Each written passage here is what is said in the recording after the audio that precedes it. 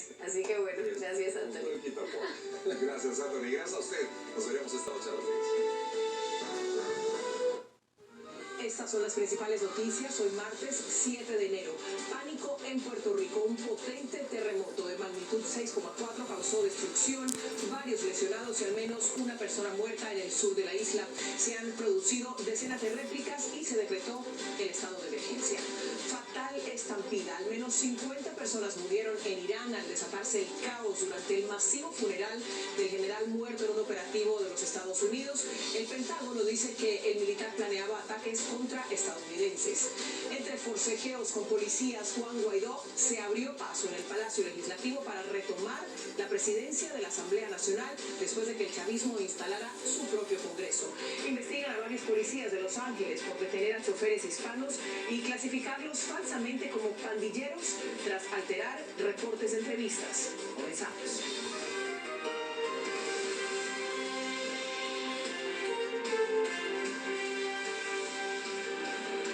Este es Noticiero Univisión, con Jorge Ramos e Ilia Calderón.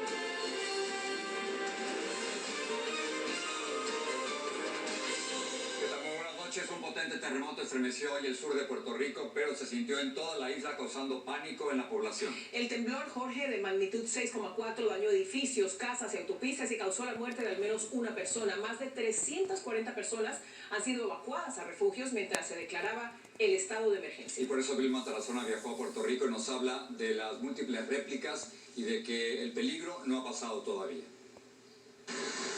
El potente terremoto estremeció a la isla a las 4:24 de esta madrugada, haciendo colapsar edificios y casas y causando daños estructurales a puentes y carreteras, especialmente en el suroeste. También dejó sin servicio eléctrico a buena parte de Puerto Rico. La gobernadora declaró una emergencia para la isla. Sí, he firmado una declaración activando a la Guardia Nacional de Puerto Rico para que en todo aquello que sea necesario nos seamos asistidos por la Guardia Nacional. El epicentro del fuerte temblor se localizó 8 millas al suroeste de la localidad de Los Indios, en el sur de Puerto Rico. Se sintió en casi toda la isla, pero los daños fueron particularmente severos en los poblados de Guánica y Guayanilla. En la histórica ciudad de Ponce, un hombre de 73 años murió cuando se le vino encima la pared de un baño en construcción, según dijeron sus familiares a Univisión Noticias. Él tenía la cama puesta justamente al lado de la estructura del baño. El baño tampoco estaba sin terminar. Y entonces, pues, mi padre le gritó de acá abajo porque no bajaba. Mi padre le gritó para ver si reaccionaba, entonces no escuchó nada. Y en ese momento él subió a verificar qué había pasado y se encontró con la escena. Más de 250 personas habían acudido a refugios. El poderoso sismo se produjo luego de una serie de temblores en la misma zona sur durante las últimas semanas. Lo han seguido decenas de réplicas que han aumentado la ansiedad de la población. La más fuerte fue a las 7:18 de la mañana y midió 5.8. Expertos y autoridades advierten que pueden producirse más. Muchas personas que viven en las costas se refugiaron hoy en zonas más altas.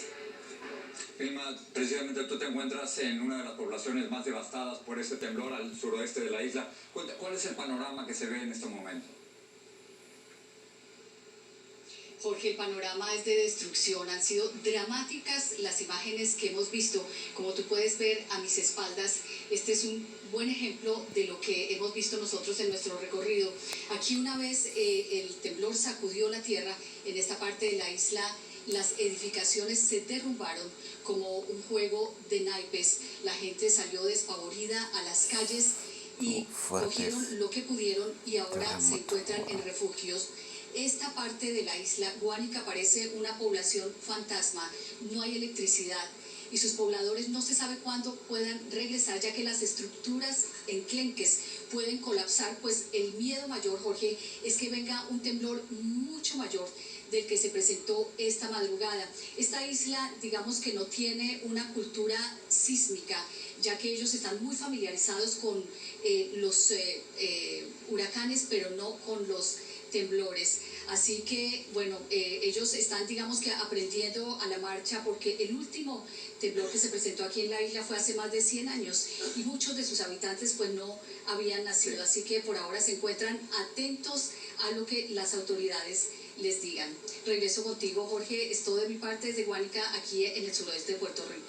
Vilma, muchas gracias. Ilia. Vamos a pasar ahora a Irán, donde al menos murieron 56 personas y más de 200 resultaron heridas en una estampida durante el funeral del general Qasem Soleimani en su ciudad natal. La aglomeración de gente rebasó las estrechas calles de Kermán y tras la trágica estampida se retrasó el entierro. Noticias Univisión sigue presente en Irán. Catalina Gómez tiene la más reciente información. Adelante. La última parada del entierro del general iraní Qasem Soleimani, que se realizaba hoy en la ciudad de Kermán, al sur del país, estuvo marcada por la confusión y también por la tragedia. Más de 50 personas murieron en la mañana y más de 200 quedaron heridas en una estampida en una de las plazoletas donde se realizaban los primeros actos de esta ceremonia. Llegó tal cantidad de gente que quedaron atrapados y no podían salir porque habían vallas de hierro, así que muchos de ellos murieron y murieron asfixiados. Más adelante las autoridades se vieron ante el dilema de qué hacer en el cementerio, donde también había llegado una multitud que ninguna de estas autoridades se imaginaban, así que a las 3 de la tarde mandaron mensajes de texto pidiéndole a la población que se retirara, que el funeral había sido suspendido y que más adelante les avisarían el día que se realizaría. Hemos sabido por personas que estuvieron allí luego, cercanas a los guardianes revolucionarios, que este funeral sí se llevó a cabo a las 7 de la tarde en una ceremonia muy pequeña entre las autoridades y algunos integrantes de las fuerzas Quds que estaban allí en Kermán acompañando a este general que es de esta ciudad y que había pedido ser enterrado allí. Una de las características de estos días de funeral fue la petición de la población por esa venganza que había prometido el líder supremo después de conocer la noticia del asesinato. Ellos dicen que confían en sus líderes para decidir cómo y cuándo es la mejor manera de vengar a su líder, pero que esto hay que hacerse. Esto fue todo desde Teherán y sigan ustedes en estudio.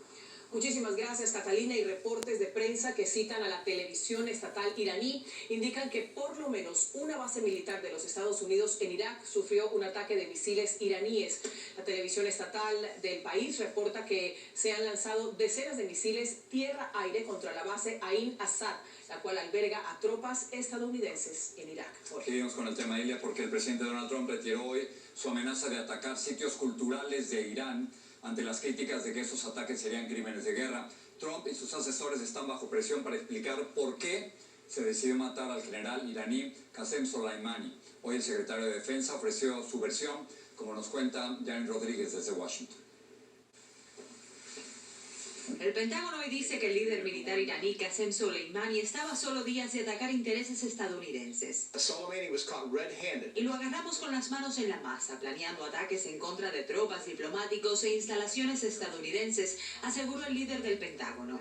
Pero aún sin dar detalles del ataque que dicen Soleimani planeaba y el razonamiento del gobierno para acabar con la vida del comandante iraní. El pueblo norteamericano debe saber por qué se tomó esta decisión. La decisión fue justa en el mejor interés de los Estados Unidos y si se pensó las consecuencias de lo que le da seguimiento de la muerte de Soleimani. El presidente Trump tampoco ofreció evidencias del supuesto ataque inminente.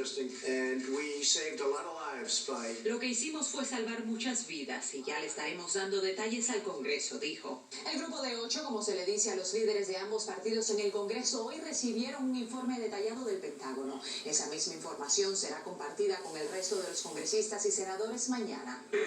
En Teherán, la amenaza en contra de Estados Unidos continúa.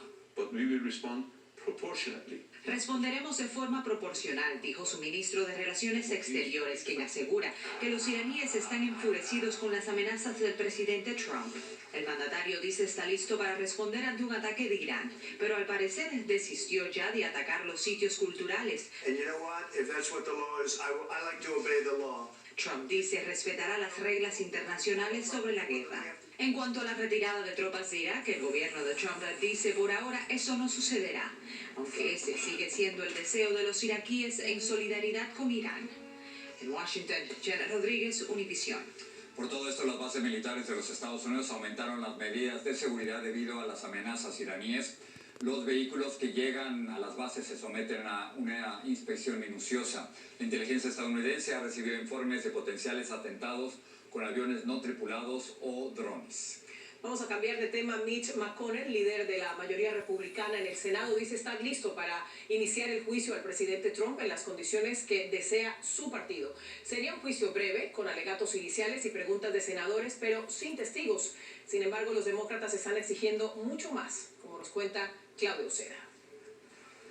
Los republicanos se preparan para avanzar con el juicio político en el Senado sin el apoyo de los demócratas. Tenemos los votos, sostuvo el líder republicano, resaltando que cuando el juicio político empiece, no se requerirá de testigos. Los testigos podrían verse cuando el juicio ya esté avanzado. Pero eso está en duda y por eso un furioso líder demócrata dijo que forzará un voto. Sin documentos ni testigo no será un juicio justo, recalcó Chuck Schumer. El anuncio ocurre en momentos en que la presidenta de la Cámara Baja, Nancy Pelosi, enfrenta presión para enviar los artículos de juicio político al Senado. Y por primera vez el presidente reaccionó ante la posibilidad de que su ex consejero de Seguridad Nacional, John Bolton, testifique. Eso está en manos de los abogados y el Senado, dijo. Luego indicó que Bolton no sabía nada, minimizando el rol de quien fue su asesor y quien conoce de primera mano sobre el congelamiento de la ayuda a Ucrania. Bolton ha indicado estar preparado para testificar si lo citan.